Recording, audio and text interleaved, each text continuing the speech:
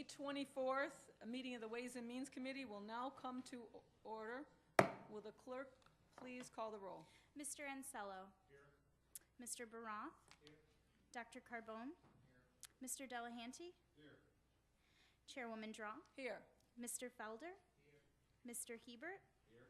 Mr. Marinetti is excused. Mr. Morelli is excused. Mr. Moyo. Here. Mr. Rocco. Will Legislator Baroth please lead us in the Pledge of Allegiance? I pledge allegiance to the flag of the United States of America and to the republic for which it stands, one nation, under God, indivisible, with liberty and justice for all.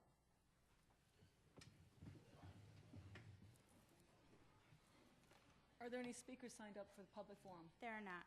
Is there anyone here that would like to address this committee at this time? Seeing none. The next item on the agenda is the approval of minutes. You have the minutes from the April 26th meeting in your folder. They will stand approved unless the clerk is notified by any changes by the end of the day. And next we have Rochelle Bell, a senior environmental planner of the Planning and Development Department, will now give us a brief overview of the 2017-2022 Capital Improvement Program as it pertains to this committee, the Ways and Means. Thank you. Rochelle, it's all yours. Thank you, Madam Chair. You all should have received a copy of the County Executive's 2017-2022 CIP. It has been reviewed and approved by the Monroe County Planning Board, and they conducted a public information meeting as part of their review. I'd like to remind you that there are no funding approvals associated with taking action on this referral. In June, you'll set a public hearing for July, and then hopefully you'll vote to approve the plan. There were a number of schedule changes and changes in finance throughout the CIP, and I'm just going to give you a few highlights. Under the Sheriff's Department, the jail tower addition improvements is a new project. It has to do with mechanical, electrical, plumbing, HVAC, and the funding for that is being introduced for 2022. Under facilities, there's a new project, the Hall of Justice Courtroom Improvement Project for starting in 2017. The zoo, there was no change in total funding for the project, but it was spread out over one additional year. And finally, under traffic engineering, there are 5 new specific highway lighting rehabilitation projects. So they're staggered over the 6-year program, coming in one every other year, and they're to rehabilitate our highway lighting system. I'll be happy to take questions when you get to this item on your agenda. Thank you. Thank you, Rochelle, for your time on this. Thank you. The next item is new business. Madam Clerk. Referral 16-0156. Moved by Legislator Hebert, seconded by Legislator Delahanty. And at this time, I would like to, President Daniele has asked our clerk, Jamie Slocum, to give us a little presentation on this referral. Jamie, please.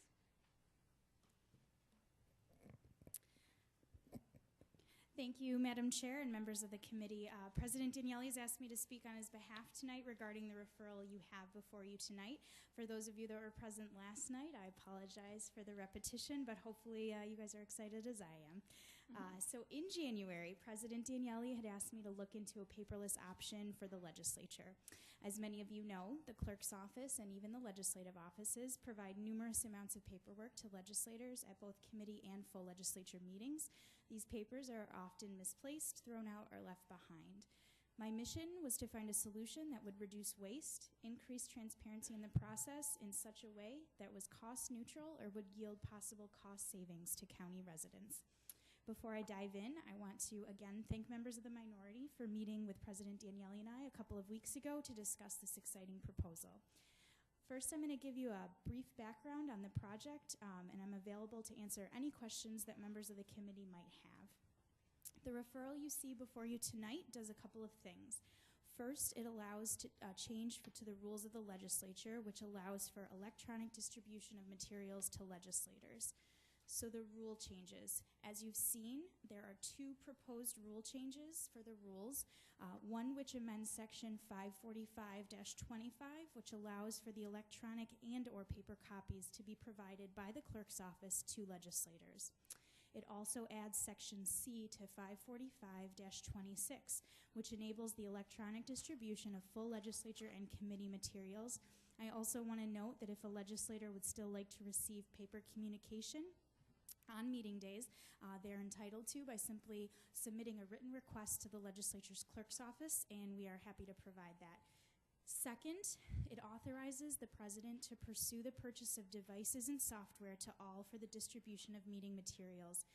Currently, everything is in-house, so there are no need for contracts. This proposal, however, is right around the threshold of needing legislature approval, so in being prudent, President Daniele wanted to bring the proposal in its entirety to this committee and the legislature for approval.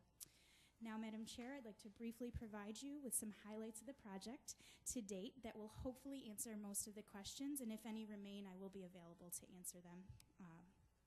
First, we'll talk about cost.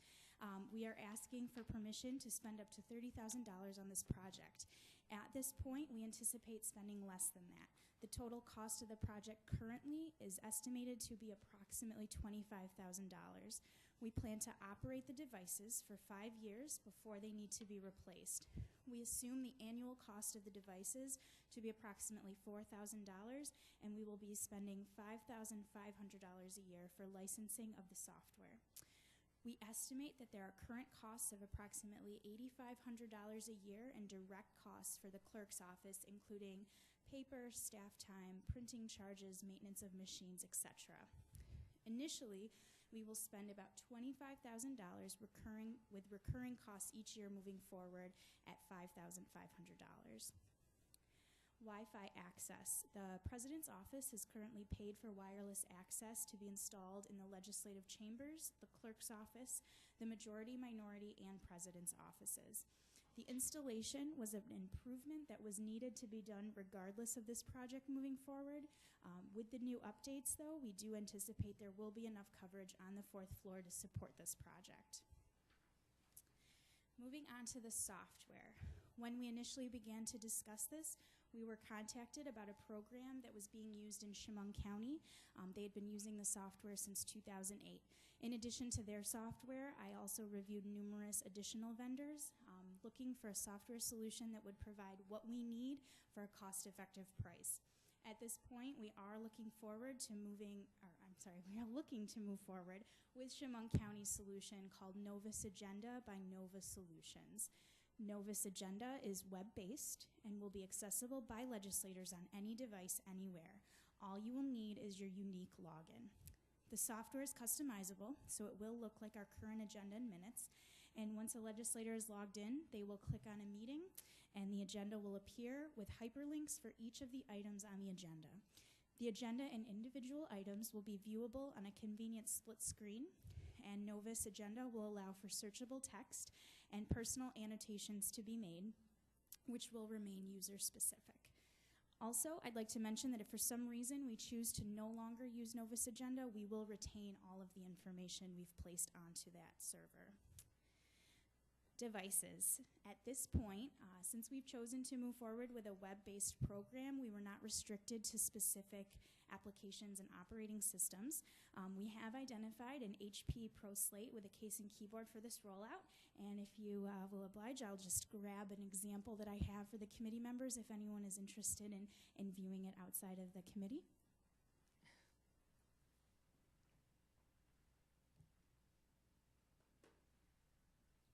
So this is the device that we are looking at right now, and I'm happy to let any legislators view it after the committee if they're curious. I do have it logged into a couple things you can check out.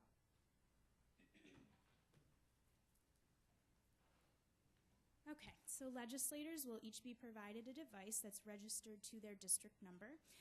The devices will be available to legislators while they're conducting business on the 4th floor. They will not be take-home devices. At the conclusion of each meeting, the devices will be returned and stored in the legislature clerk's office. Also want to note that each office, the clerk's office, majority and minority, will be provided a device as well. Training. Training is going to be included in our purchase price. The vendor is willing to work with us.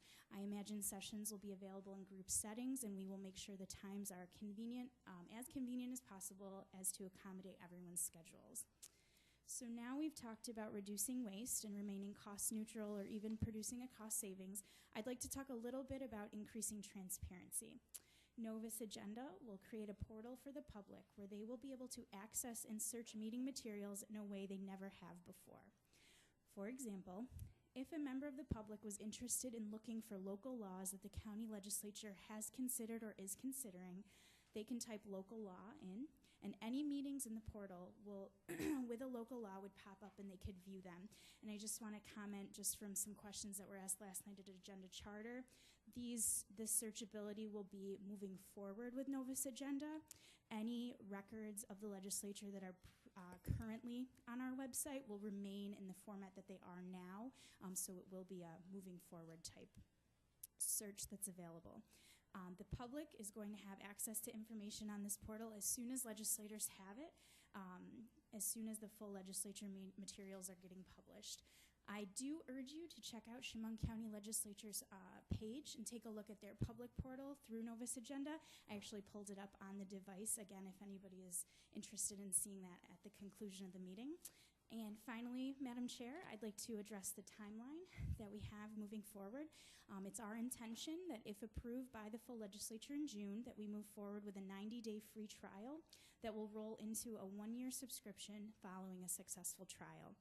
We do anticipate moving forward rather quickly and performing a small-scale test electronically in July, with legislators being provided devices for the August legislature meeting, in addition to paper packets. If all goes well, President Daniele anticipates September being the first paperless run meeting. Also, if any legislators are interested in participating in a demo of the software, please just let me know and I'll be happy to set that up. So this concludes my presentation, Madam Chair. Thank you for the floor. President Daniele and I are looking forward to advancing this proposal, and if any members of the committee have questions, I'm happy to do my best to answer them. Thank you. Thank you, Ms. Slocum. At this time, is there any discussion, any questions? Legislator Baroth. Thank you. And I just want to point out my desk is covered with paper at the moment, but I think it's a great idea. I don't have any issue with the actual proposal. I just had a couple questions regarding the request for getting the packets in paper. I recognize the fact that, of course, that would happen. My question is, I just want to confirm that that could be done at no cost to either of the caucuses. If we wanted to request this, it's not going to be billed to us. Is that correct? Through the chair, that's correct. And I also want to point out that if for some reason the electronic was not available, paper copies would then be available to legislators from my office, just like normal. And you cut off my second question. That was that one. Okay. Thank you very much. Yeah, thank you. Very good. That's my question as well. Thank you. Any other questions, discussion? Seeing none, all those in favor signify by saying aye. Aye. Any opposed? Item carries, and I'll wait till you get back for the our next item. Thank you. Referral 16-0164. Moved by Legislator Delahanty and seconded by Legislator Rocco. Is there any discussion on this? Legislator Baroth. Thank you. I just have one question for the administration through the chair. Are there any towns or villages that do not participate in this program? Through the chair, can you repeat that, please? Are there any towns and villages aside from Arundecoit that does not participate in this program? Through the chair, the towns of Greece and Arundecoit, they obtain their own funding through the HUD program. Thank you. And those are the only two, correct? Through the chair? Through the chair, correct. Thank you. Any other discussion? Seeing none, all those in favor signify by saying aye. Aye. Any opposed? Item carries. Next item, please. Referral 16-0165. Moved by Legislator Rocco and seconded by Legislator Ansello. Is there any discussion on this? Legislator Baroth. Thank you. I have a couple questions regarding the CIP.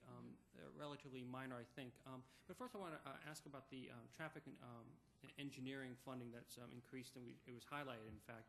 Through the chair of the administration, I noticed that the highlight increases are done by sectors, and my concern is regarding the lighting on 490, which is has a lot of challenges. Where in this process does 490 fit in, or is it throughout the 5-year or 6-year plan? Through the chair.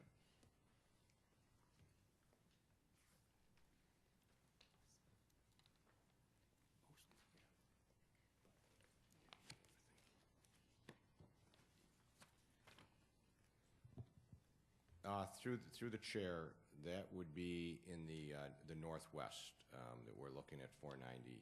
That's one of our first projects. That's one of the ones that is in where the most outages are consistently. Through the chair, I just wanted to make sure about Northwest would incorporate that aspect of 490. I was concerned about that.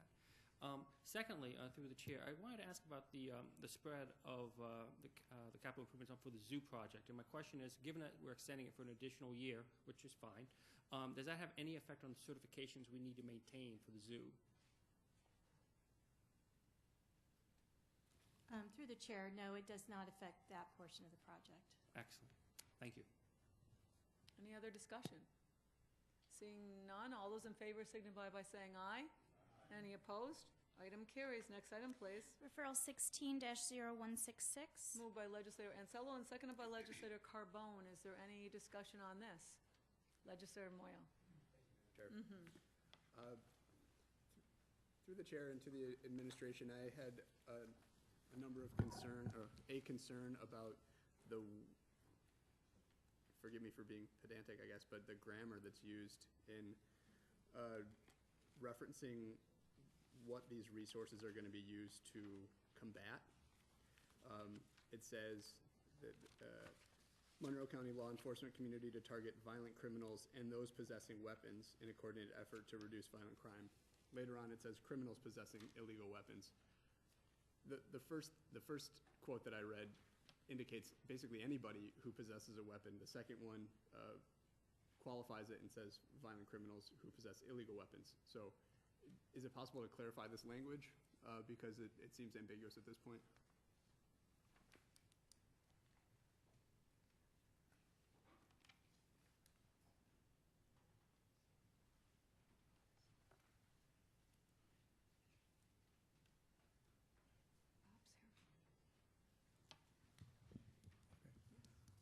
Bob Burns from the Office of Probation Community Corrections. Probation is part of this overall initiative. It is primarily a policing and prosecution initiative. Certainly from a police patrol perspective, looking for anyone who is illegally carrying a gun or using a gun in the commission of a crime is a focus area. But in my area, and certainly in the district attorney's office, people have already been arrested. People are in the process of being prosecuted for crimes. So that's probably where you're seeing that word criminal being properly used, because they've been convicted. But I guess the answer is it would be both.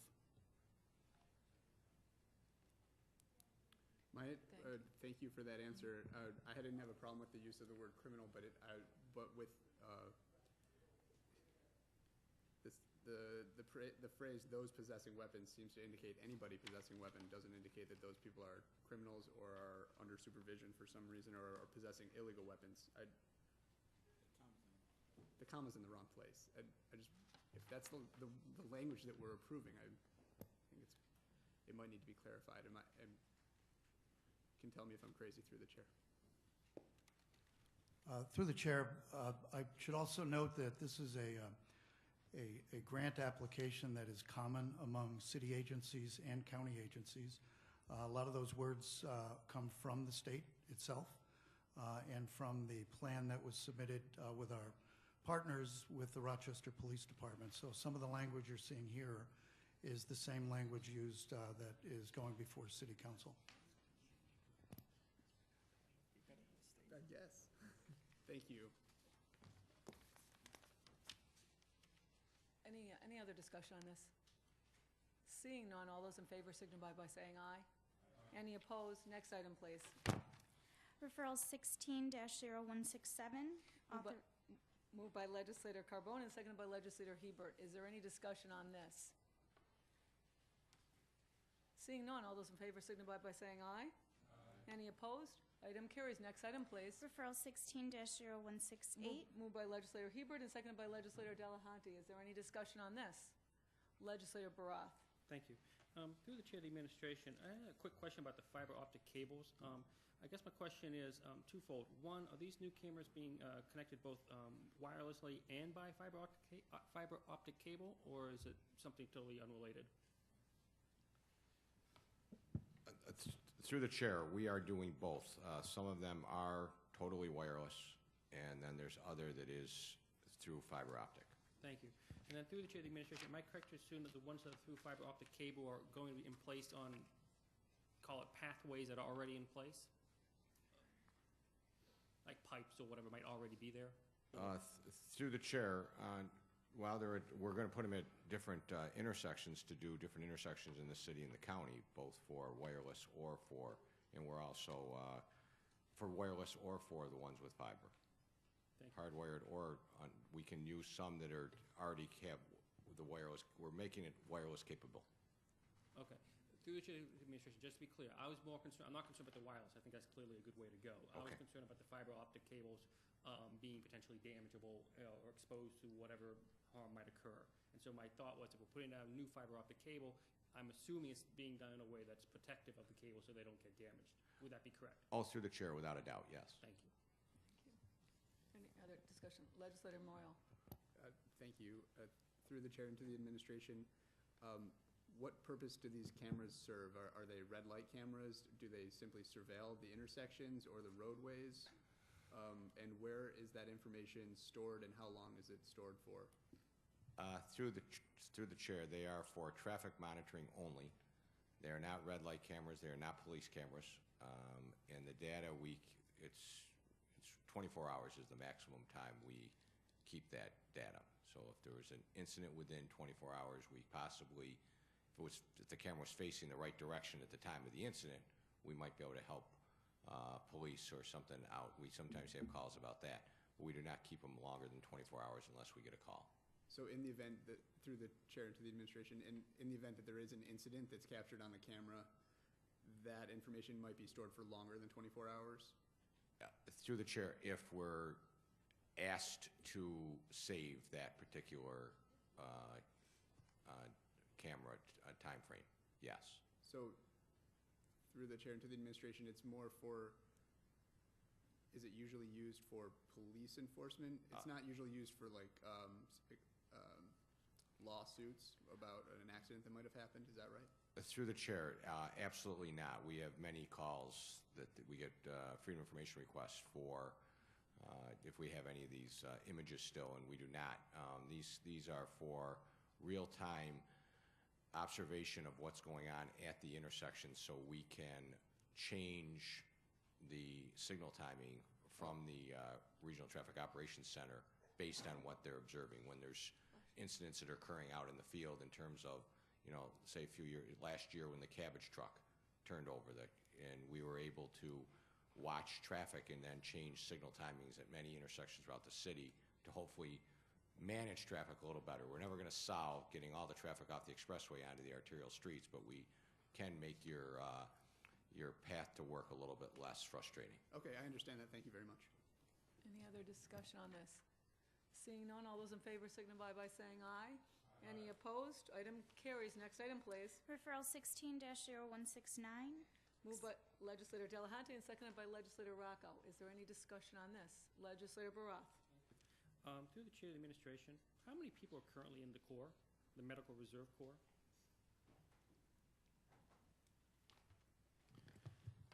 Through the chair, my name is Mike Sayers. I'm with the Department of Public Health, and we have approximately 329 members of the Medical Reserve Corps right now in the database.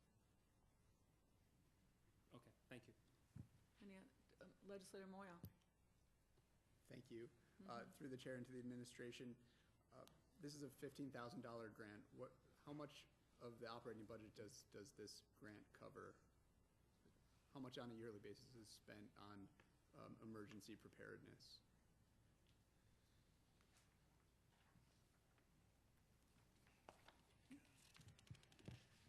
Well, we have multiple grants involving emergency preparedness within the health department that total several $100,000. One is a recurring grant from the CDC. This was a competitive grant through NACCHO that we had to submit a bid for what we wanted to do with the grant. Oh, I see. So this is just a small portion of funding for the year through the chair? Through the chair, correct. Okay, thank you. Any other discussion on this? Seeing none, all those in favor signify by saying aye. Any opposed? Item carries. Next item, please. Referral 16-0170. Moved by legislator Rocco and seconded by legislator Ansello. Is there any discussion on this? Seeing none, all those in favor signify by saying aye. Any opposed?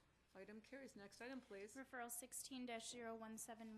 Moved by legislator Ansello and seconded by legislator Carbone. Is there any discussion on this? Seeing none, all those in favor signify by saying aye. Any opposed? Item carries. Next item, please. Referral 16-0172.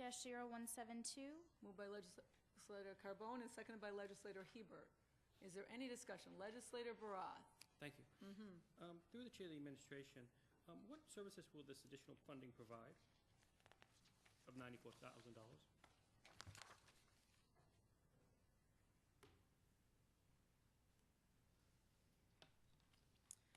Through the chair, my name is Bree Harrison. I'm the finance director for the Monroe County Library System.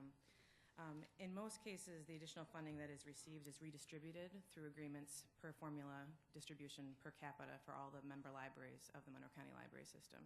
Only a small portion of this is actually retained by the Monroe County Library System. So as a 4.3% increase in state aid, all of our town libraries and the Rochester Public Library receive that distribution. Thank you.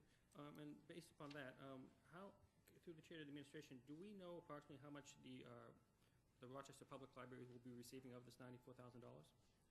I don't have the exact number, but the Rochester Public Library is about 28.2% of the total, so you could apply that. Thank you. And the reason I asked through the chair is I know that the public library, there was interest in expanding the hours, and if they wish to, could they use these funds to that end if that was their decision? Through the chair? There's a two-part response to that through the chair.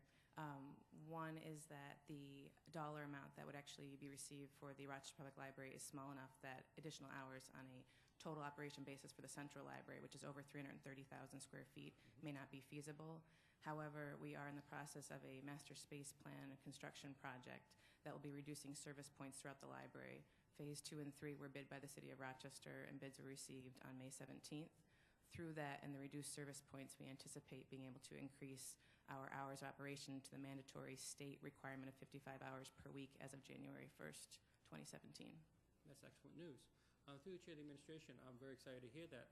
I just want one piece of clarification. When you talk about reduced service points, I'm assuming you're talking about service points where you might have an individual or an assistant of some variety helping out patrons. Yes. Not necessarily access to, stacks or books or things like that. That is correct through the chair. The library, through the size of the Central Library building, has multiple reference desks. We found that through virtual reference and our phone services that we're able to reduce those service points. It does not reduce access to computers or to any of the library materials. Thank you. And then as a final note, with the indulgence of the chair, if we could perhaps have additional information on that proposed contract in the future, that would be very helpful. Thank you. I think I got cut off. Pardon? I'm pretty sure I got cut off. Oh. I don't think so. I believe through the chair the question was whether or not there could be future information regarding the renovation project for the Central Library? Yes, in regards to how the hours might be able to be expanded as of January 1st, 2017, I believe you stated. Through the chair and through the chairwoman, we'd be happy to provide additional materials, and also Patty Utaro, our director, who is on vacation this week, would be happy to reserve a future presentation session to either the full legislature or to a committee at your convenience. Thank you very much. Thank you. Answered? Thank you. Any other discussion on this? Seeing none, all those in favor signify by saying aye. Any opposed? Item carries. Next item, please. Referral 16-0173. Moved by legislator Hebert and seconded by legislator Delahanty. Is there any discussion on this? Legislator Moyo. Thank you, Madam Chair. And I do apologize if some of these questions were asked beforehand, but I have a number of questions about the renovation of the 5th floor. So through the chair and to the administration, how many courtrooms on the 5th floor are going to be renovated?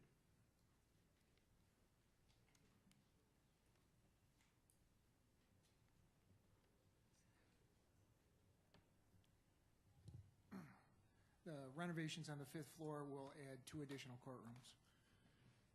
Okay, and this is, thank you, through the chair, this is renovations to the 5th floor of the main building in the Hall of Justice. Is that correct? Through the chair, that's correct. Thank you. Through the chair and to the administration, is this expanding the number of courtrooms that the city of Rochester is going to be renting from the county in the Hall of Justice, or are these 2 courtrooms replacing other courtrooms that are not going to be used anymore?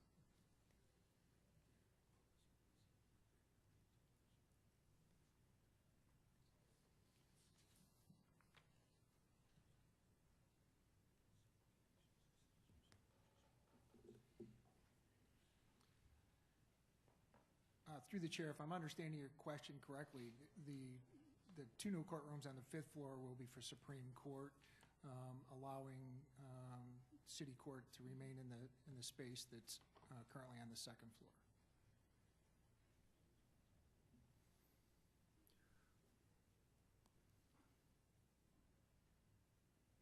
Does that answer your question? Yes, that Is answers my right? question. Just to be clear, this is not expanding the number of courtrooms that the city of Rochester is renting from the county? Is that a yes? Through the chair? Through the chair, I believe that is a yes. Okay. Any other discussion on this? Seeing none? Seeing none? Legislator Moya, going once. I have a Okay. question. I still have a question. Sure. I think you just stated that the courtrooms on the 5th floor are going to be used for Supreme Court. Did I hear you correctly through the chair? Through the chair, that is correct. And those are being rented by the city of Rochester, leased by the city of Rochester through the chair? Through the chair, no. Currently, there is no rent associated with any of the space that the city has in the Hall of Justice. This will clarify, space that the city occupies in the Hall of Justice and cover county expenses that are shared, that should be shared by the city courts. So the renovation costs are not directly tied to the lease through the chair, is that correct? That is correct.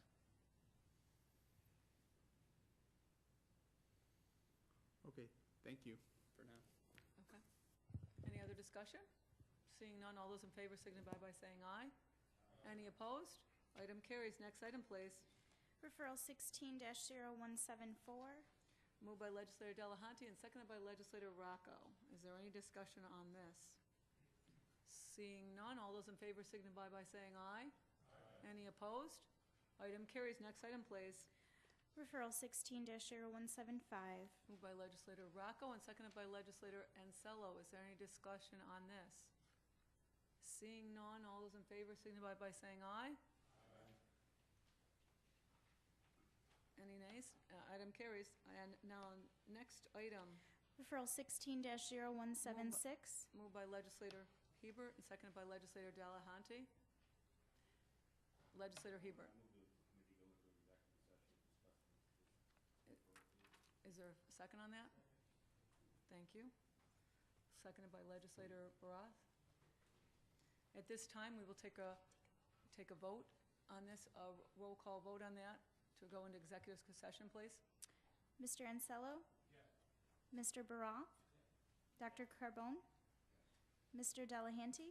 Yes. Mr. Felder? Yes. Mr. Hebert? Yes. Mr. Marinetti is excused. Mr. Morelli is excused. Mr. Moyo?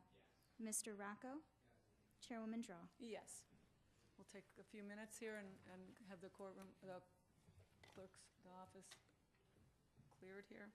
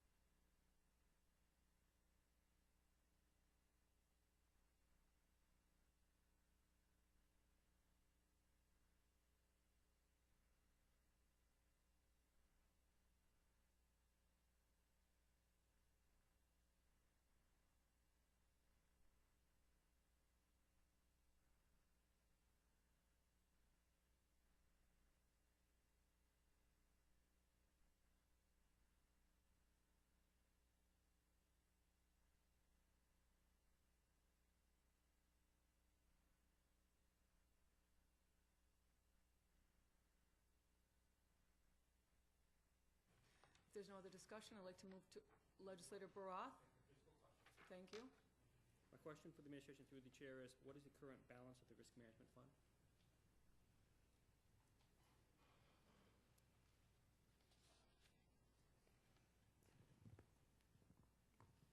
Madam Chair, we can provide that detailed information before the full vote. Thank you. Thank you. If there's no other discussion, then I'd like to go to a roll call vote, please. Mr. Ansello? Mr. Baroth? Dr. Carbone? Mr. Delahanty? Mr. Felder? Mr. Heber? Mr. Marinetti is excused. Mr. Morelli is excused. Mr. Moyo? Mr. Rocco? Chairwoman Draw. Yes. 9-0, referral passes. Thank you. Next item, please, Liz. Referral 16-0177. Move it Legislator Delahanty and seconded by Legislator Rocco. This is also a matter of importance. Legislator Baroth. Through the chair of the administration, I just have one question, and simply, why is this a matter of importance?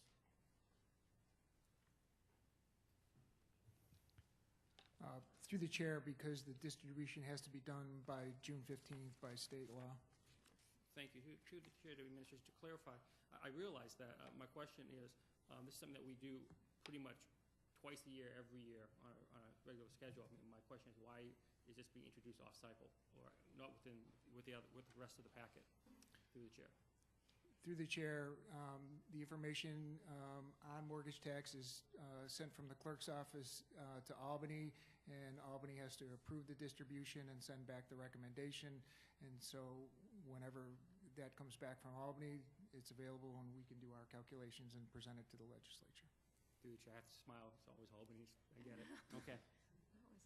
Any other discussion? Seeing none, all those in favor signify by saying aye. Any opposed? Item carries. There being no, are there any other matters to come before this committee? There being none then, no, the May 24th meeting of the Ways and Means will stand adjourned. The next meeting of the Ways and Means Committee will be held on Tuesday, June 28th at 6 p.m. Thank you all. Have a safe and happy evening.